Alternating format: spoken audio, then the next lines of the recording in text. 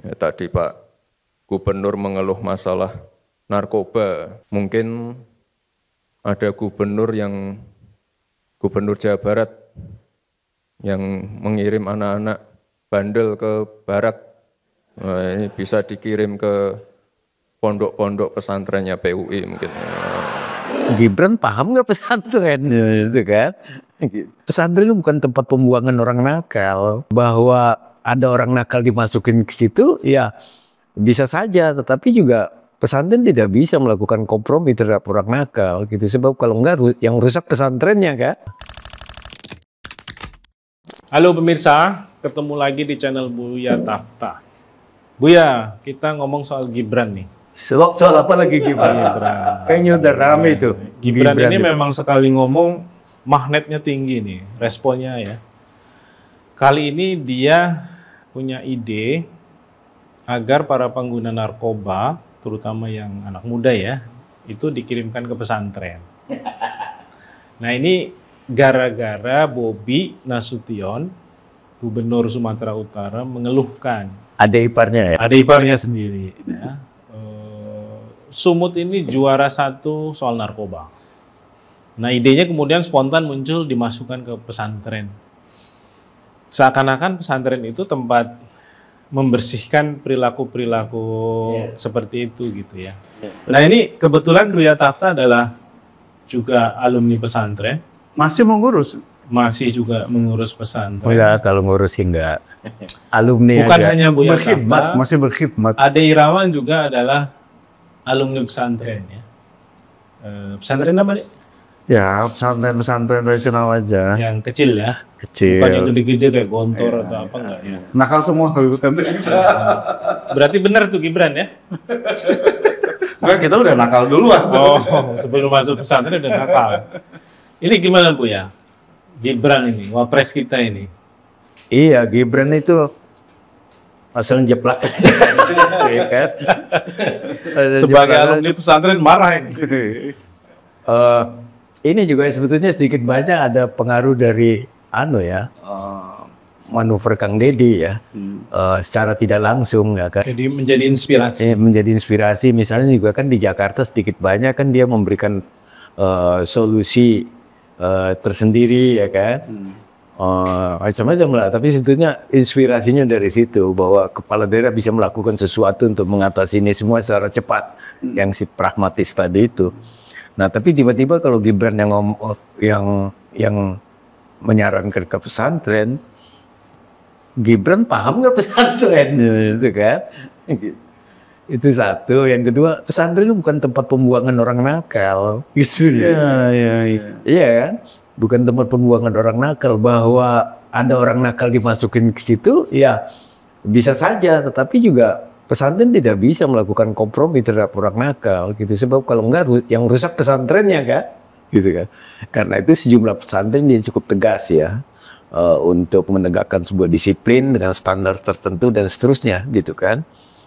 Karena itu proses seleksinya juga tidak segampang yang kita bayangkan. Kalau ada indikasi orang ini bakal merusak pesantren, kan ada mekanisme tes tertentu ya, yang bisa diterima atau tidak diterima, kayak gitu. Bukan semata-mata tes yang sifat akademik, tapi juga menyangkut perangai dan seterusnya, gitu loh.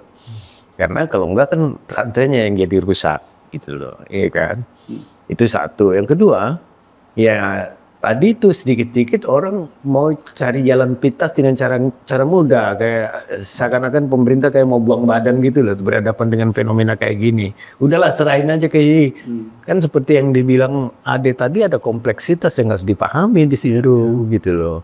Iya kan? Dari mana mereka dapat narkoba? Iya. Siapa yang menjual?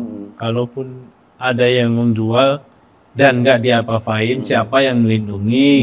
Nah itu kan posisi wapres itu harusnya di sana gitu ya, bukan malah nyuruh anak pengguna narkoba.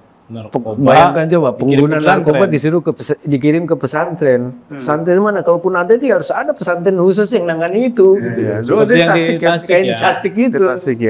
Udah kirim. Ya, lupa. Tapi kalau ngirim Suralaya bener. Karena pesantren sekarang ini ya, jangan dibayangkan juga kayak pesantren tempo dulu yang semata-mata ya tafakufidin ya untuk belajar agama dalam pengertian itu saja. Mereka sekolah di pesantren itu juga punya orientasi akademik.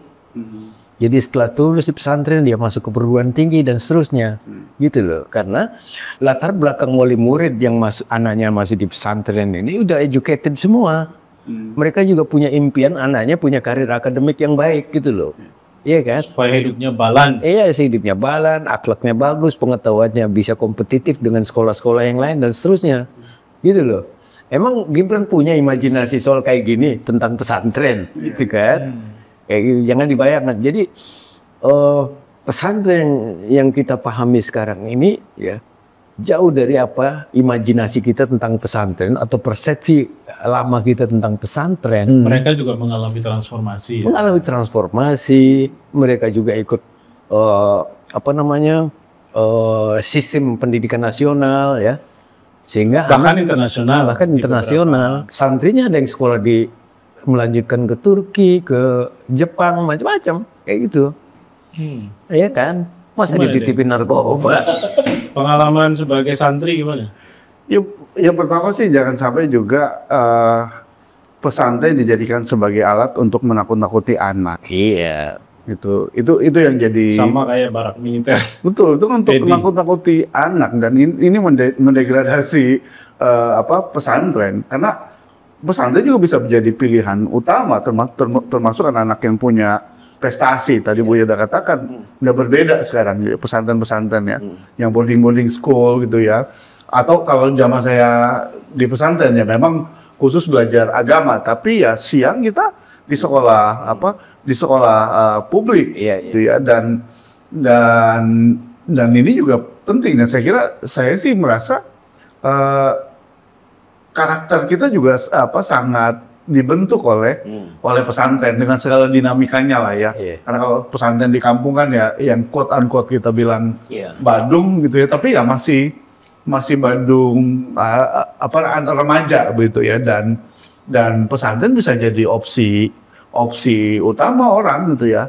Nah, dengan adanya statement macam ini saya sih khawatir ya ini malah makin memperkuat ya udah yang badung-badung di pesantren itu ya, dan image-nya juga menjadi buruk. Yang lain ini kan ya mohon maaf sebagai orang yang pegang yang bisa buat kebijakan ini tampaknya statement frustasi, mohon maaf ya.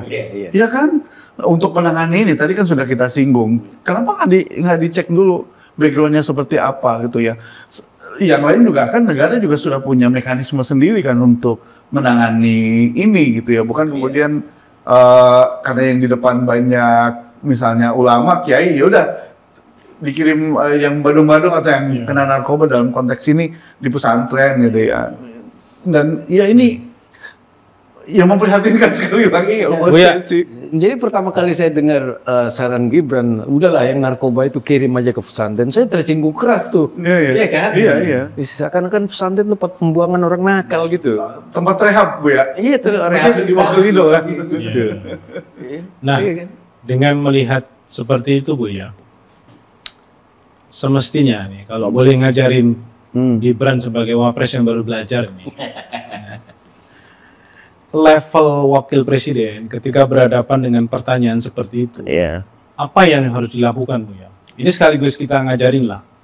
Iya, pertama ya sebagai wakil presiden dia kan harus punya pengetahuan di atas rata-rata orang awam ya berkaitan dengan ini kan ya gejala seperti ini ya kan, makanya saya kaget ngomong kayak gitu, dia dengar ngomong kayak gitu bukan karena yang ngomong Gibran, karena yang ngomong wakil presiden gitu loh, ya kan. Kalau dia tidak wakil presiden saya nggak tersinggung karena emang dia nggak ngerti, gitu loh, ya kan. Dia di situ bukan Gibran tapi wakil presiden. Iya, wakil presiden. Wakil presiden punya kapasitas untuk bicara soal-soal yang sebetulnya ada kompleksitasnya. Ya. Dia bebas begitu saja dengan gampangnya untuk nyuruh anak narkoba ke pesantren. Pertama dia tidak mengerti pesantren, yang kedua dia belum tentu gejala itu. Iya. Gitu kan? Karena Dia ada kompleksitas seakan-akan nggak punya data ya. Iya. Ketika mau bicara misalnya, kenapa sih sumut selalu nomor 1 gitu ya? Iya. Kan harusnya sudah ada tuh informasi-informasi. Dan ada juga background alasan lain yang membuat saya tersinggung, dia ndompeng ingin dikesankan orang baik dengan ngomong kayak gitu. Gitu loh. Ya itu ya. Iya kan? Seakan-akan dia pro pesantren. Pro pesantren. Padahal mendegradasi pesantren sebenarnya dengan statement kayak gitu. Yang baik-baik di sekolah publik gitu ya, yang jelek-jelek di pesantren gitu ya. Jadi berarti Gibran perlu menarik kembali statementnya itu. nggak usah ditarik lah. Kalaupun ditarik orang nggak akan percaya, gitu, ya kan? Karena bukan apa-apa. Memang sampai di situ levelnya. Soal ini ya. Dan soal yang lain. Kalau soal yang lain saya nggak tahu lah. Kayak gitu. Jadi apa lebih baik dia itu diam saja gitu ya? Diam juga salah, Bu. dia mungkin masih susah ngomong salah, diam salah kan? Iya. Ya udahlah. Karena itu kan sebetulnya kalau dia cukup sadar, jangan-jangan diam jauh lebih baik, ya kan? Betul. Diam adalah emas itu mungkin moto buat Nggak Gibran sampai yang emas pas. sih. Ya. Nggak sampai emas. Tapi ya minimal ada tim risetnya lah ya. Iya. Kayak bicara begini. Tapi sekali dia bicara sesuatu yang serius juga kan kelihatan tidak seriusnya. Karena apa? Ya mimiknya sih serius kayak gitu. Tapi kan dia baca karena di situ ada tag yang disiapkan kayak gitu-gitu. Nah ini emang ujian betul buat kesabaran kita semua. Ya kan mau diapain gitu kan? Iya. Jangan-jangan kita ngomong soal pemakzulan lagi nih. Iya. Enggak, kita nggak ngomong itu. Iya. Kalau ngomong juga nggak apa-apa karena saya nggak setuju dia dimajulkan itu. Iya. Ada negara yang mendapat anugerah karena punya Khalil Gibran. Indonesia katanya dapat musibah karena punya Gibran. Punya Bahlil Gibran. Ya kayak gitulah ya. Tapi memang fenomena seperti ini kita lihat di mana-mana dalam banyak varian yang berbeda-beda ya. Jadi kecenderungan para pejabat publik kita tuh reaktif dalam menghadapi gejala yang seperti ini. Atau punya bisa jelaskan soal pesantren sekarang biar paham juga pejabat-pejabat publik. Jangan ada hal yang buruk-buruk taruh pesantren. Iya. Bisa jelaskan lah, Buya. Siapa tahu Pak Pres lihat penjelasannya Buya. Dan akan datang ke pesantren. Bagus tuh, datang sekalian nyantri. Iya. Ya kan 3 bulan aja gitu loh, ya kan. Jangan hanya datang ya. Jangan hanya tapi datang. belajar. Kalau datang kan nanti pencitraan lagi ujungnya.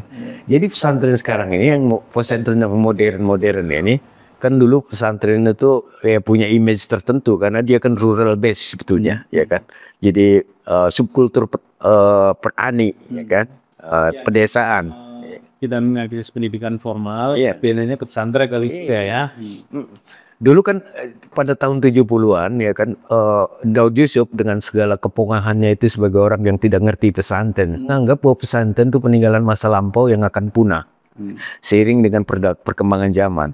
Karena bayangan dia itu pesantren yang dia bayangkan tempo dulu kan pesantren salaf yang kecil-kecil itu kayak gitu. Nah, dia tidak tahu bahwa pesantren itu juga punya kemampuan untuk melakukan adaptasi ya terhadap perubahan yang berlangsung, ya kan. Ditandai mereka udah menggunakan sistem klasikal gitu kan, macam-macam bahkan berjenjang gitu sehingga anak punya akses untuk melanjutkan karir akademiknya setelah tamat pesantren kan banyak menyebar. Coba Anda bayangkan sekarang ini banyak sekali orang yang sekolah di Amerika terutama di UIN itu mungkin backgroundnya pesantren. Ulil Amsar bin Abdullah itu di Harvard ya. Burhan. Ya banyak teman-teman salah ya, junior saya lah pada umumnya mereka. Saya tahu semua mereka. Ahmad Ali, ya, Munim Siri, ya macam kayak gitu. Ya mereka Dan adalah mereka menjadi para intelektual ya. Iya, para publik intelektual yang cukup memberikan inspirasi terhadap modernisasi ya, terhadap inovasi-inovasi pendidikan dan seterusnya, gitu kan. Mereka dulu nggak narkoba kan, Bu ya? Iya. Jadi pesantren masa tempat pembuakan orang narkoba gitu loh. Harusnya Bobi itu nanyanya ke Kapolda ya. Iya. Kenapa ini Sumut selalu jadi juara? Misalnya pesantren tempat saya sering bolak-balik sana di Darul Kolam itu dia membuka hubungan kerjasama dengan sekolah perguruan tinggi di luar. Kadang-kadang duta besarnya yang datang sini ya, seperti yang dari Jepang, dari Turki, terus kemudian dari Sudan juga ya ada, tapi belakangan Sudan kan lagi agak kacau politiknya. Terus dari Malaysia kayak gitu-gitu. Jadi kita bukain akses ya mereka itu untuk melanjutkan ke perguruan tinggi, selain juga dengan perguruan tinggi di dalam negeri gitu. Kita undang dekannya, terus dia memberikan orientasi terhadap siswa yang mau tamat gitu kan, kayak gitu-gitu, gitu loh. Karena apa? Karena latar belakang wali murid atau wali santri sekarang ini berbeda. Pada saat saya nyantri, kebanyakan mereka petani ya, kan mereka. Sekarang malah kelas menengah atas pada masukkan anaknya. Kaum santri kan mengalami mobilitas vertikal juga secara sosial, ya. Masuk ke level kelas menengah. Umumnya mereka bekerja di sektor modern, pedagang, profesi tertentu, macam-macam hal. Jadi orang terdidik. Itu sebabnya mereka cukup kritis ya terhadap pesantren terkait dengan perlakuan terhadap wali murid. Tapi mereka mau membiayai itu semua, gitu kan? Itu sebabnya isu bully itu menjadi sesuatu yang sensitif, karena orang tua kita dulu nyekolahin anak di pesantren itu dilepas gitu aja. Tapi sekarang kan setiap 2 minggu sekali kita tengok, gitu kan? Ada interaksi yang cukup terbuka, gitu kan? Kalau ada apa-apa, ada konseling, gitu, ada tempat komunikasi. Dan pengasuhnya juga banyak yang sudah berpikir modern dan mengerti pendidikan modern, kayak gitu-gitu. Kalau pesantren membantu gitu institusi yang selama ini mengurus pecandu narkoba ya ada masalah kan? Harus ada pesantren khusus, gitu loh. Iya, kalau mungkin maksud Gibran itu pesantren khusus. Mungkin ya. Kita bantu dia. Istilah kita begitu lah ya. Kalau gitu Gibran bikin aja pesantren ya. Biar peninggalan satu-satunya dia sebagai wapres, ya bikin pesantren khusus ngurus narkoba. Kalau perlu dibikin itu nama pesantrennya Gibrania atau apa gitu loh, ya kan? Tapi kalau misalnya pengguna narkobanya non muslim gimana? Ya dikirim ke ke gereja, ke Vatikan. Oke, pemirsa, sekali lagi ketika seorang wakil presiden menyampaikan satu pendapatnya, hal yang harus dipikirkan adalah soal narasi yang dibangun, karena ini menyangkut soal penilaian kita terhadap kapasitas. Dan sayangnya sepertinya sampai hari ini kita masih punya wapres tapi levelnya masih tryout nih. Ya, belum bisa dianggap lulus sebagai wapres. Karena begitu ngomong selalu muncul kontroversi, dan memang level dan kualitas gagasannya masih banyak terus dipertanyakan ya. Dan inilah akibat dari sebuah proses menghasilkan wapres yang bermasalah yang sudah dibicarakan oleh banyak orang. Jadi pada intinya Gibran perlu belajar lagi mengenai apa itu pesantren ya, dan bagaimana juga tahapan transformasi pesantren yang sudah juga sangat pesat hari ini. Dan sekali lagi pesantren bukanlah tempat untuk membuang ya, atau mendisiplinkan atau menyelesaikan orang-orang yang kecanduan narkoba. Karena kalau Sumut adalah daerah yang selalu menjadi juara pertama masalah narkoba, yang harus dicek lagi adalah bagaimana penegakan hukumnya. Ya, tentu dalam soal itu berarti kan aparat penegak hukum yang bertanggung jawab. Jangan-jangan ada backing, jangan-jangan dilindungi, jangan-jangan dibiarkan. Jadi kalau menyelesaikan masalahnya justru di ujung, di para penggunanya, sementara ini yang jualan terus dibiarkan, ya ini akan juga menyelesaikan masalah dengan cara yang salah, gitu. Karena pendekatan persoalannya juga salah. Oke, kita ketemu lagi di episode Buya Tafta selanjutnya. Sampai jumpa.